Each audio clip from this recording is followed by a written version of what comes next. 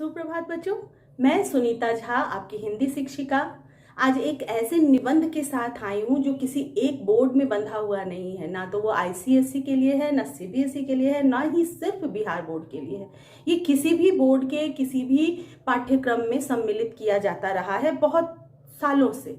कि ये निबंध सच में बच्चों के आंतरिक विकास के लिए बहुत ही सहायक है।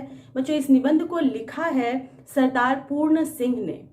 उनकी रचना सच्ची वीरता को बहुत सुंदर से परिभाषित कर रही है। उन्होंने उस आंतरिक भावना को इस सुंदरता से दर्शाया है कि इंसान अवश्य प्रेरित हो। उनकी रचना काफ़ी सरल है। उन्होंने कई उदाहरण दिए हैं अपनी बात को समझाने के लिए। सरदार पूर्ण सिंह ने इस निबंध में यह भी बताया है कि सच्ची निडरता जो है, सच्ची वीरता जो है, वो किसी के अंदर जबरदस्ती पैदा नहीं की जा सकती। ये एक भावना है जो इंसान के अंदर शुरू से होती है, बस उसका विकास होता है। और सच्ची वीरता किसी को तकलीफ पहुंचाने में नहीं है, बल्कि सच्ची वीरता वो है जो सबको प्रेरित करता हो, सबको साथ लेकर आगे बढ़ता है, जो किसी भी बाधा से नहीं डरता है, अपनी मंजिल को पाने की हर संभव कोशिश करता है। तो चलिए बच्चों, हम लोग इसको पढ़ते हैं। सच्ची वीरता। निबंध को शुरू करने से पहले जान लेते हैं कि सच्चे वीर पुरुषों के बारे में लेखक के क्या विचार हैं। वीर पुरुष सच्चे अर्थों में निडर होते हैं। वे कठिन से कठिन परिस्थितियों का साहस के साथ सामना करते हैं। इस पाठ में वीर पुरुषों के गुणों का वर्णन रोचक ढंग से किया गया है। सच्चे वीर पुरुष धीर, गंभीर और आज़ाद होते हैं। जो वीर पुरुष जो सच में वीर हैं वो बहुत धैर्यवान होते हैं। उनके अंदर धैर्य की कोई कमी नहीं होती, पेशेंस की कोई कमी नहीं होती। वे गंभीरता से अपने कार्य, अपने विचार को प्रस्तुत करते हैं और उनके ख्याल जो होते हैं, उनके विचार जो होते हैं, आज़ाद होते हैं। वो किसी की गुलामी नहीं कर सकते। उनके मन की गंभीरता और शक्ति समुद्र की तरह विशाल और गहरी तथा आकाश की तरह स्थिर और अचल होती है। परंतु जब ये शेर गरजते हैं तब सदियों तक उनकी दहाड़ सुनाई देती है और अन्य सब आवाजें बंद हो जाती हैं। उनकी शांति को, उनकी गंभीरता को, उनके धैर्य को समुद्र के विशालता और गहराई से यहाँ पर तुलना की गई है। साथ ही आकाश की स्थिरता और अचलता के साथ भी इसकी तुलना होती है। यानी जहाँ एक तरफ यह गंभीर है, उनकी मन की वीरता जो है वो गंभीर है, यानी कि गहरी है, गहराई है उनकी गंभीरता में, वहीं वो स्थिर भी है। अपने मन को बार बार वो बदलते नहीं रहते हैं। वो अपने विचारों पर अचल होते हैं, अडिग होते हैं। कहने का तात्पर्य है कि जो वीर होते हैं वो अपने मन में इतने दृढ़ होते हैं, इतने स्थिर होते हैं कि अपने विचारों को बार बार ना बदलकर जो विचार वो एक बार कर लेते हैं उस पर वो अचल होकर, अडिग होकर उस पर आगे की ओर बढ़ते रहते हैं। परंतु ये शांति, ये गंभीरता जब खत्म होती है और जब ये दहाड़ते हैं, किसी चीज को करते समय अपने जोश को प्रदर्शित करते हैं या वीरता से किसी काम को करते हैं, यानी शेर की तरह गरजते हैं, तब सदियों तक उनकी दहाड़ सुनाई देती है।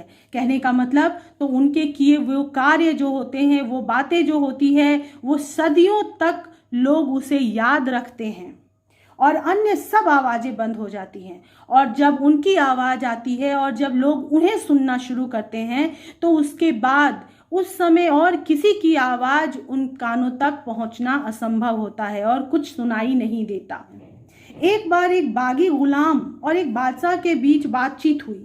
यह गुलाम कैदी दिल से आजाद था। यहाँ पे उदाहरण के साथ लेखक बताने की कोशिश कर रहे हैं कि असल में वीरता क्या है। क्या वीरता किसी से दबती है?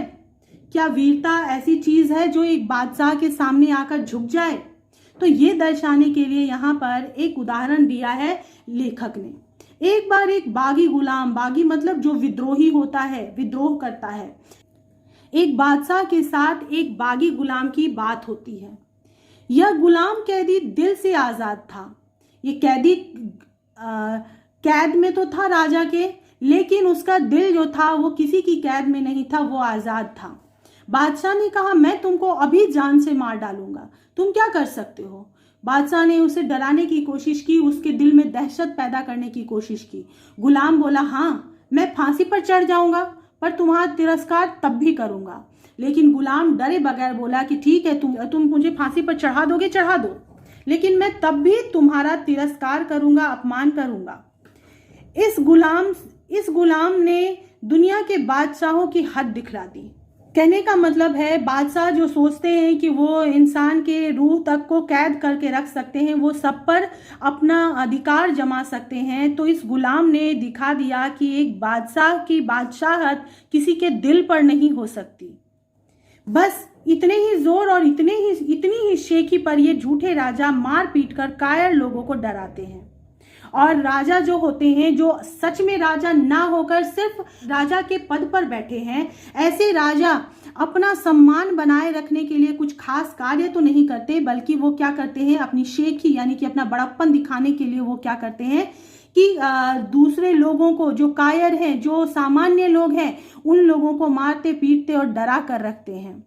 चूंकि लोग शरीर को अपने जीवन का केंद्र समझते हैं, इसलिए जहां किसी ने इनके शरीर पर जरा जोर से हाथ लगाया, वहीं वे मारे डर के अधमरे हो जाते हैं। लेखक के कहने का मतलब है कि लोग समझते हैं कि अगर किसी के शरीर खत्म हो जाता है तो वो इंसान खत्म हो जाता है। लोग अपने शरीर को ही समझते हैं कि जीवन का आधार है, केंद्र है, सेंटर है। इसलिए लोग अपने शरीर को हमेशा बचाने की कोशिश करते हैं, किसी तरह की चोट से, किसी के तरह के मारपीट से।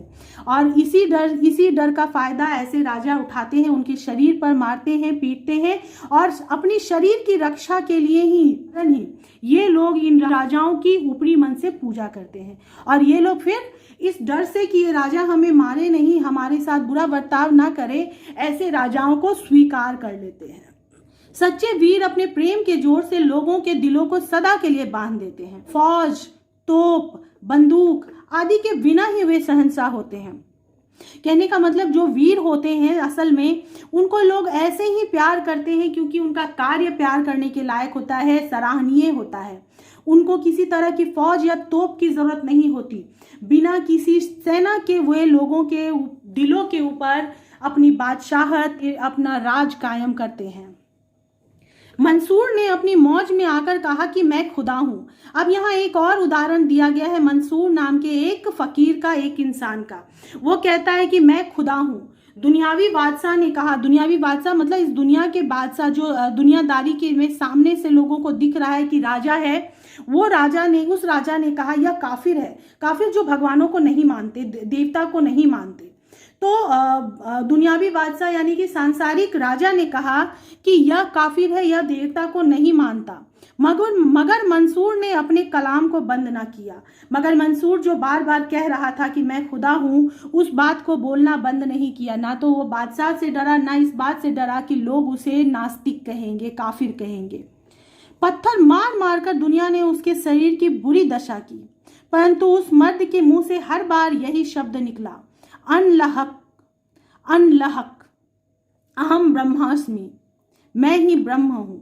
उसके साथ दुनिया ने ये जानकर कि ये नास्तिक है, लोगों को भड़का रहा है, अपने आप को देवता मान रहा है, उसके साथ मारपीट की, सब बुरे बर्ताव किए। लेकिन फिर भी वो हर बार कहता रहा कि अनलहक यानी मैं ब्रह्मा हूं, अहम ब्रह्मास्मि। ब्रह्म का मतलब होता है पर ब्रह्म, जो देवता को कहते हैं वही।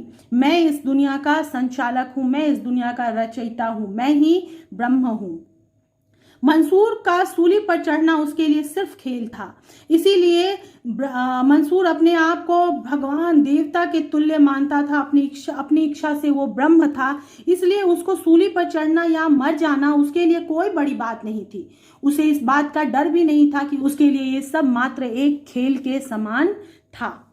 महाराजा रंजीत सिंह ने फौज से कहा, अटक के पार जाओ। अटक चढ़ी हुई थी और भयंकर लहरें उठी हुई थी। जब फौज ने कुछ उत्साह प्रकट न किया, तब उस वीर को जोश आया। अब एक और उदाहरण यहाँ पे दिया गया है। बच्चों, आपने महाराजा रंजीत सिंह के बारे में तो सुना होगा। ये पंजाब के राजा थे और ये एक बार अपनी फौज के साथ किसी युद्ध को जा रहे थे। रास्ते में एक अटक नदी वहाँ पे पड़ती थी और अटक चढ़ी हुई थी। कहने का मतलब अटक नदी में बाढ़ आई हुई थी, भयंकर लहरें उठ रही थी उसमें। जब फौज ने कुछ उत्साह प्रकट ना किया, यानी कि उस नदी को पार करने की का जोश फौज में नहीं दिखा, तब उस वीर को जोश आया। और उसने क्या किया, अपने सेना में जोश पैदा करवाने के लिए, अपने सेना के उत्साह को बढ़ाने के लिए उस वीर ने यानी महाराजा रणजीत सिंह ने अपने घोड़े को दरिया में डाल दिया, यानी कि दरिया यानी नदी में डाल दिया। और कहा जाता है कि अटक सूख गई और सब पार निकल गए। और अटक, हालांकि जहां तक सच्चाई की बात है, अटक इस तरह से सूख नहीं सकती किसी के घोड़े को पार करने के कि कोई अपने घोड़े को उसमें उतार दे तो। लेकिन अगर फिर भी ऐसा कहा गया है, माना जाता है कि अटक सूख गई और उसके बाद उनकी सेना पार कर गई, तो हम कह सकते हैं कि शायद अटक के भयंकर लहरों का असर उस समय सूख गया, उसका डर लोगों के मन से खत्म हो गया। उसी को कहा गया होगा अटक का सूख जाना, नदी का सूख जाना। जिस नदी से डर रहे थे लोग, उसके डर का अस्तित्व ही यहाँ पर खत्म हो गया, इतने जोश में वो आ गए। उसी तरह एक और उदाहरण यहाँ पे दिया है, लाखों आदमी मरने मारने को तैयार हो रहे हैं, गोलियां धुआंधार बरस रही है। आल्प्स के पहाड़ों पर फौज ने चढ़ना ज्यों ही असंभव समझा, त्यों ही वीर नेपोलियन को जोश आया और उसने कहा आल्प्स है ही नहीं।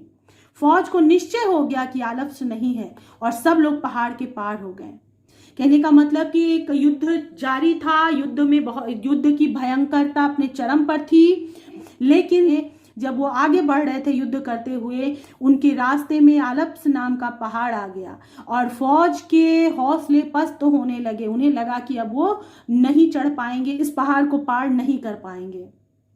और ऐसा देखते ही वीर नेपोलियन, बच्चों नेपोलियन का नाम तो आपने जरूर सुना होगा, वीर नेपोलियन को जोश आया और उसने अपने सेना का उत्साह बढ़ाते हुए कहा कि आल्प्स है ही नहीं, अर्थात कि तुम ऐसा समझ लो कि तुम्हारे सामने किसी तरह की कोई बाधा नहीं है, कोई पहाड़ नहीं है। जैसे अब तक आगे बढ़ते आ रहे थे पूरे हौसले के साथ, उसी तरह और भी आगे बढ़ो। ये नदियां, ये पहाड़, ये सब तुम्हारे रास्ते का बाधा नहीं हो सकती। और फौज ने ये मान लिया, उनके मन में ये विश्वास हो गया कि आल्प्स हमारे लिए कोई बाधा नहीं है, और वे सब लोग उस बाधा को, उस पहाड़ को पार कर गए। एक भेड़ चढ़ाने वाली और सत्व गुण में डूबी हुई युवती के दिल में जोश आते ही फ्रांस एक शिकस्त से बच गया। वीरता की अभिव्यक्ति कई प्रकार से होती है। कभी उसकी अभिव्यक्ति लड़ने मरने में, खून बहाने में, तलवार तोप के सामने जान गंवाने में होती है, तो कभी जीवन के गूढ़ तत्व और सत्य की तलाश में बुद्ध जैसे राजा विरक्त होकर वीर हो जाते हैं। बता रहे हैं कि जब एक लड़की, एक मामूली सी लड़की जो भेड़ चढ़ाती है, उसके अंदर सत्व गुण, यानी कि उसके अंदर ऐसे गुण समा जाते हैं कि वो दुनिया को सच्चाई के रास्ते पे ले जा सके। तो उस दिल में जब उसमें वो गुण समाते हैं और उसके दिल में जोश आता है, तो फ्रांस जैसे बहुत बड़ा देश भी एक शिकस्त से यानी हार से बच जाता है। अर्थात कि एक वीर बड़े बड़े देशों में, बड़ी बड़ी सेनाओं में परिवर्तन लाने को काफी होते हैं। वीरता की अभिव्यक्ति कई प्रकार से होती है। वीरता सिर्फ लड़ने मरने में नहीं होता, उसकी अभिव्यक्ति यानी उसको दर्शाने का, प्रदर्शित करने का कितने अलग अलग तरीका होता है। कभी कोई अपनी वीरता की अभिव्यक्ति के लिए लड़ता है, खून बहाता है, तलवार चलाता है, तोप के सामने जान भी गंवा देता है, क्योंकि वो वीर है, उसे किसी से डर नहीं है। तो कभी कोई ऐसा वीर आता है जो गूढ़ सत्य या तत्व की तलाश करता है, गूढ़ता को खोजता है, सच्चाई को खोजता है और बुद्ध जैसा बन जाता है, जिसमें इतनी शक्ति आ जाती है कि अपने राज्य तक को त्याग देता है और जंगल जंगल, रास्ते रास्ते भटकने की हिम्मत उसके अंदर आ जाती है। वर्षों तपस्या करने की हिम्मत, सब कुछ त्याग देने की हिम्मत उसके अंदर आ जाती है। यह भी एक प्रकार से वीरता है। वीरता एक प्रकार की अंतः प्रेरणा है। अंतः प्रेरणा मतलब मन के अंदर से उपजने वाला विचार है। जब कभी इसका विकास हुआ तभी एक नया कमाल नजर आया। जब अपने आपके अंदर वीरता का विकास होगा तभी एक खासियत नजर आएगी। और ऐसा हुआ, जब भी किसी के अंदर वीरता का विकास हुआ तो दुनिया को कुछ विशेष नजर आया। एक नई रौनक, एक नया रंग, एक नई बहार तथा एक नई प्रभुता संसार में छा गई। और ये वीरता किसी एक के मन में आने के बाद संसार में रौनक और नए रंग नजर आने लगे, संसार में बहार आ गई। नई प्रभुता यानी कि नए स्वामित्व, नए प्रकार के नेतृत्व को पाकर संसार ने अपना विकास किया। वीरता हमेशा निराली और नई होती है। नयापन भी वीरता का एक खास रंग है। हर किसी के अंदर, जब भी किसी के भी अंदर वीरता आती है तो सबकी वीरता अलग अलग तरह से नजर आती है। सबकी वीरता हमेशा निराली होती है और नई नजर आती है। नयापन भी वीरता का एक खास रंग है। कोई जब किसी चीज को नए सिरे से शुरू करता है, एकदम शुरुआत करता है किसी चीज की, तो उसे बहुत से विद्रोह झेलने पड़ते हैं। और उस विद्रोह को झेल कर भी अगर कोई उस कार्य को करता है तो आप समझ सकते हैं कि वो कितना बड़ा वीर होगा, उसके मन की शक्ति कितनी अपार होगी। वीरता देश काल के अनुसार संसार में जब कभी प्रकट हुई तभी एक नया स्वरूप लेकर आई। जिस भी समय में, जिस भी देश काल में वीरता पैदा होती है किसी के अंदर, तो उस संसार में, उस देश में एक नया स्वरूप लेकर आती है, जिनके दर्शन करते ही सब लोग चकित हो गए और वो इतने खास हुए, इतने नया रूप लेकर वो आए संसार के लिए कि जिसको देखकर ही सब लोग आश्चर्यचकित हो गए।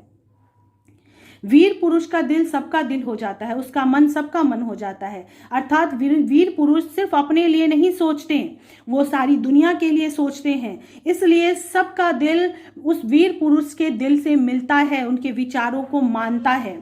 उसके विचार सबके विचार हो जाते हैं, सब उनके विचारों से सहमत होते हैं। उसके संकल्प सबके संकल्प हो जाते हैं। जो वो ठान लेता है वो सबके लिए संकल्प बन जाता है। उसका बल सबका बल हो जाता है, अर्थात वो समाज के लिए लड़ता है, सबके लिए लड़ता है। वह सबका और सब उसके हो जाते हैं। वो सबके लिए आवाज उठाता है और सब जो है उस वीर पुरुष का साथ देने को तैयार हो जाते हैं। वीरों को बनाने के कारखाने कायम नहीं हो सकते, वे तो देवदार के वृक्षों की तरह जीवन के अरण्य में खुद ब खुद पैदा होते हैं।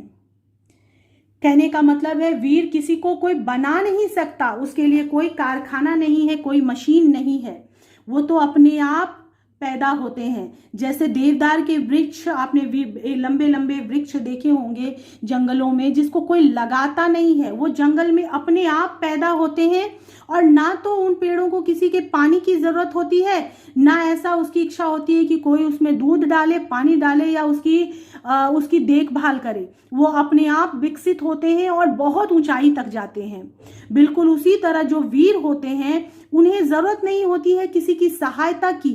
वो अपने हिम्मत के बल पर बड़े बड़े कार्यों को करने के लिए सक्षम होते हैं और अपना विकास भी करते हैं, समाज का विकास भी करते हैं और दुनिया के मैदान में अचानक ही सामने आकर खड़े हो जाते हैं। और वो वृक्ष जो होते हैं, जो बिना किसी की मदद के बड़े हुए हैं, वो अचानक दुनिया के सामने आके खड़े हो जाते हैं। दिखते हैं कि अरे ये ऐसा वृक्ष जिसका कोई रखवाला नहीं है, इतनी दृढ़ता से खड़ा है। बिल्कुल उसी तरह जो वीर होते हैं, उन्हें किसी की कोई सहायता ना भी दे तो दृढ़ता से समाज के सामने आकर खड़े हो जाते हैं।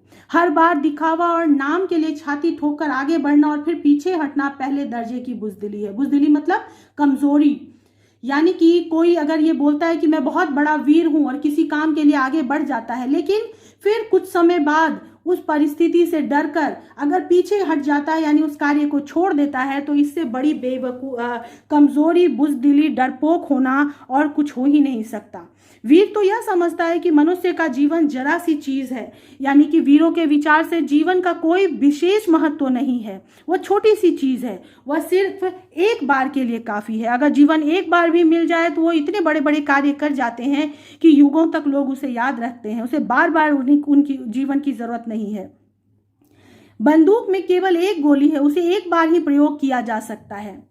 हाँ, कायर पुरुष इसको बड़ा ही कीमती और कभी ना टूटने वाला हथियार समझते हैं। जो कायर लोग होते हैं वो बंदूक को बड़ा कीमती समझते हैं और समझते हैं कि ये हथियार बहुत खास है, जो मेरी रक्षा करेगा, ये कभी टूटेगा नहीं। हर घड़ी आगे बढ़कर और दिखाकर कि हम बड़े हुए फिर पीछे इसलिए हट जाते हैं कि उनका मनोबल किसी और अधिक बड़े काम के लिए बच जाए। और जो कायर होते हैं वो क्या करते हैं कि आगे बढ़ते हैं किसी कार्य के लिए और पीछे हट जाते हैं, ताकि उनका जो जीवन है, उनकी जो शक्ति है, वो किसी और काम के लिए वो बचा कर रखे रहें। कुछ और पाना होगा जिसके लिए इस जीवन की जरूरत रह जाती है।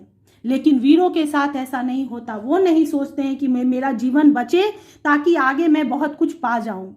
गरजने वाले बादल ऐसे ही चले जाते हैं, यानी कि जो बार बार सिर्फ ये कहते हैं कि मैं वीर हूं और मैं बड़े बड़े काम करूंगा, तो वो ऐसे कहने वाले सिर्फ जो होते हैं वो सिर्फ कहते हैं और वापस चले जाते हैं। वो कुछ ऐसा कार्य नहीं कर पाते जिनके लिए समाज उनको याद रखे।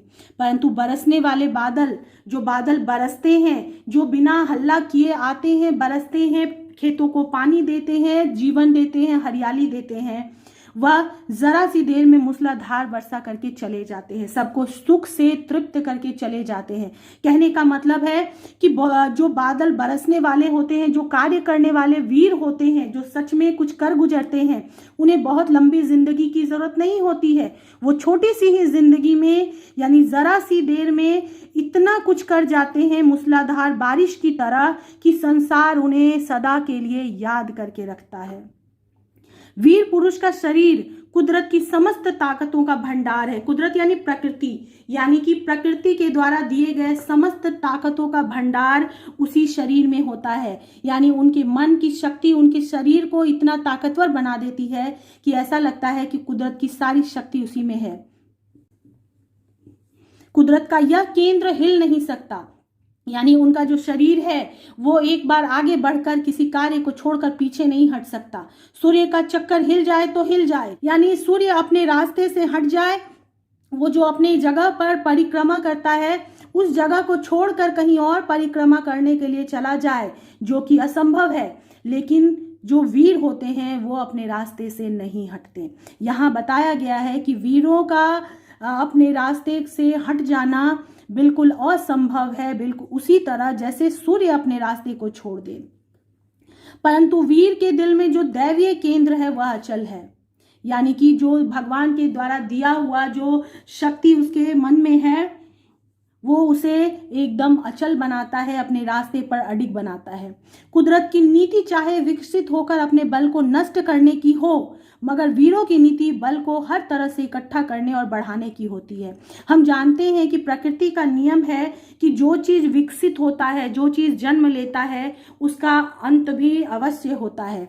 यानी कि जो चीज बढ़ता है, जैसे पेड़ है, फूल है, पत्ते हैं, इंसान है, वो बढ़ते हैं और बाद में फिर वो नष्ट भी हो जाते हैं। मगर वीरों की नीति ऐसी है, जो एक बार शक्ति उनके मन में आ जाती है उस शक्ति को वो कभी कम नहीं होने देते। दिन ब दिन वो शक्ति, उनकी मानसिक और शारीरिक शक्ति बढ़ती ही जाती है। वह वीर क्या जो टीन के बर्तन की तरह झट से गर्म और ठंडा हो जाता है। आपने देखा होगा बच्चों कि टीन का बर्तन, टीना का जो भी चीज होता है वो बहुत जल्दी गर्म होता है, और अगर उसे आग से दूर कर दिया जाए तो उतनी ही जल्दी ठंडा हो जाता है। तो कहने का मतलब कि ऐसे लोग जो तुरंत एकदम से उत्तेजित हो जाते हैं, किसी कार्य को करने के लिए तैयार हो जाते हैं और फिर तुरंत उस कार्य से पीछे हट जाते हैं, उनकी उत्तेजना समाप्त हो जाती है, तो ऐसे लोग वीर कैसे कहला सकते हैं।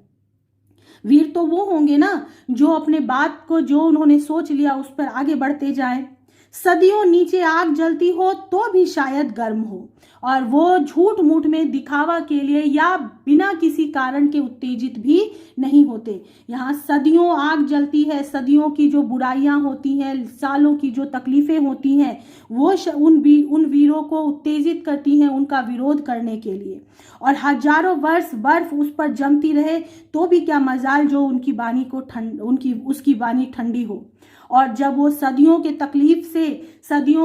तकलीफ को दूर करने के लिए गर्म होते हैं, उत्तेजित होते हैं, तो फिर हजारों वर्षों तक बर्फ में भी दबा कर रख दिया जाए तो भी उनकी उत्तेजना, उस बुराई को खत्म करने का जोश कभी ठंडा नहीं होता। उनकी वाणी, उनकी आवाज को कोई दबा नहीं सकता।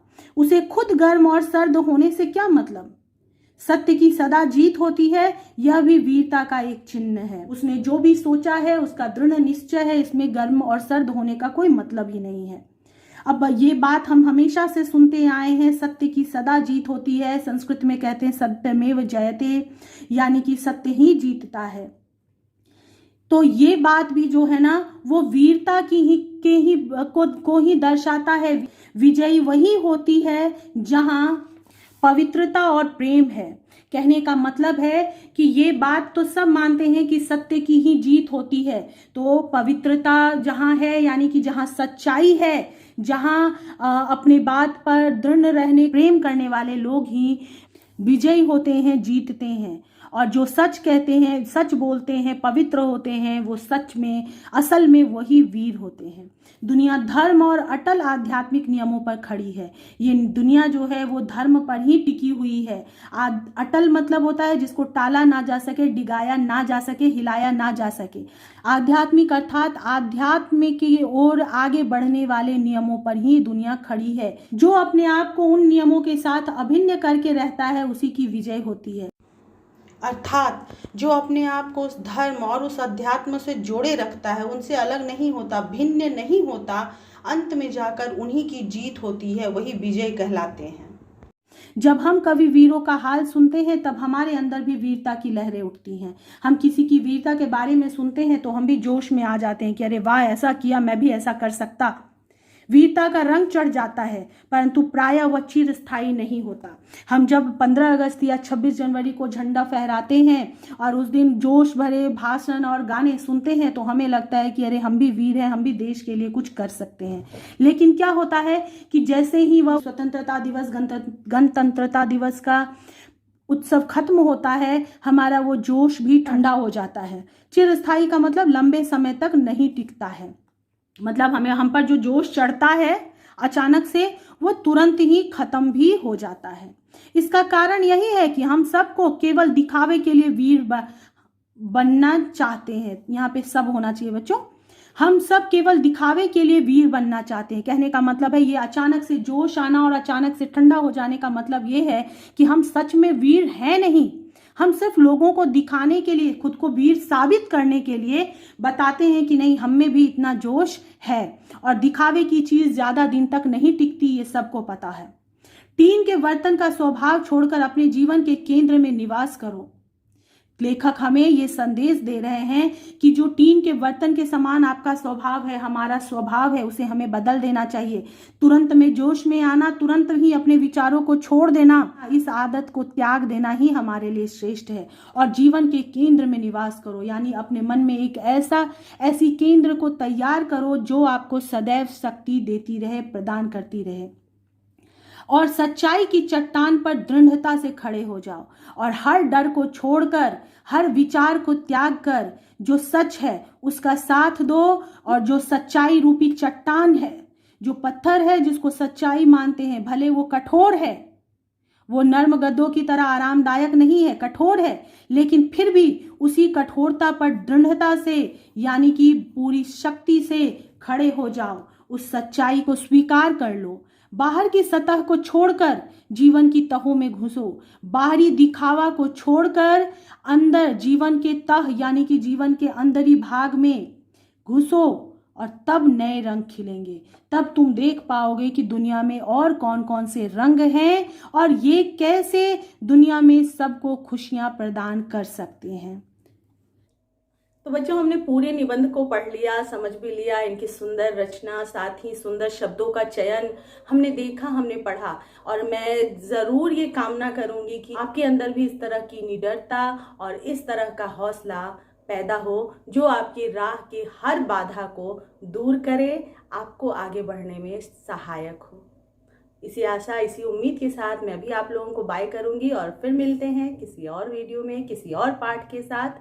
अभी के लिए बाय बाय, अपना ख्याल रखिएगा।